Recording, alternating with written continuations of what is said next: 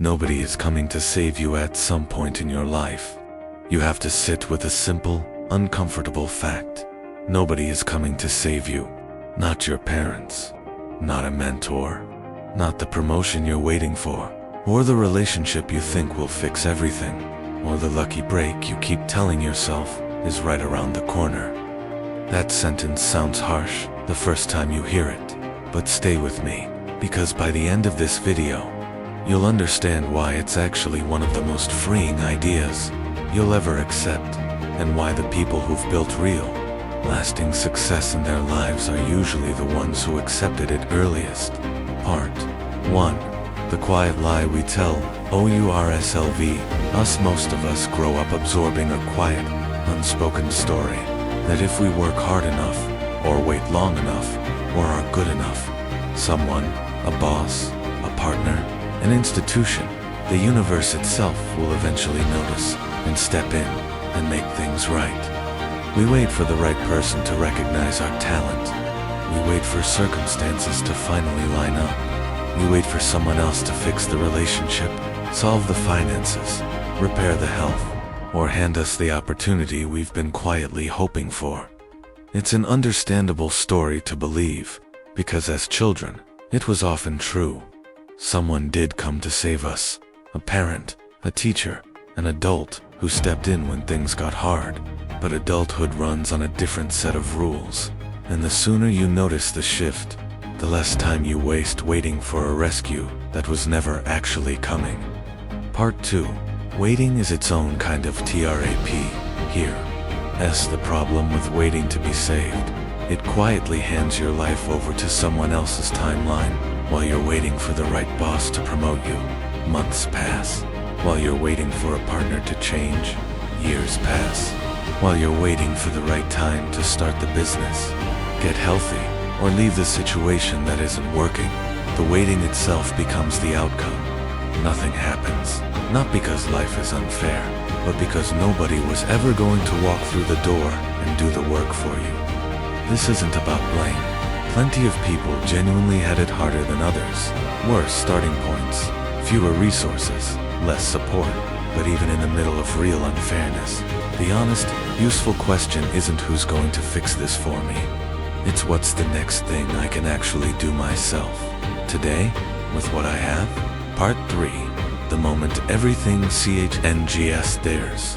A specific turning point that people who've rebuilt their lives from difficult circumstances almost always describe the same way.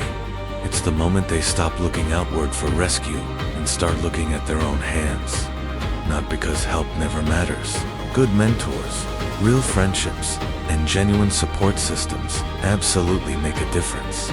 But relying on those things as the plan, rather than as a bonus on top of your own effort, is where people get stuck. The shift usually sounds something like this. I kept waiting for things to get easier, or for someone to notice how hard I was trying, and the day I stopped waiting, the day I said, "Fine, it's on me," was the day things actually started moving. That's not a cliche. It's a pattern repeated across almost every real story of turning a life around in every field, from every background. Part 4. SELF reliance isn't the same as ISOLATO NITS, worth being precise here, because this idea gets misunderstood constantly. Accepting that nobody is coming to save you doesn't mean you have to do everything completely alone, or that you should refuse help when it's offered, or that asking for support is weakness. It means something narrower and more useful.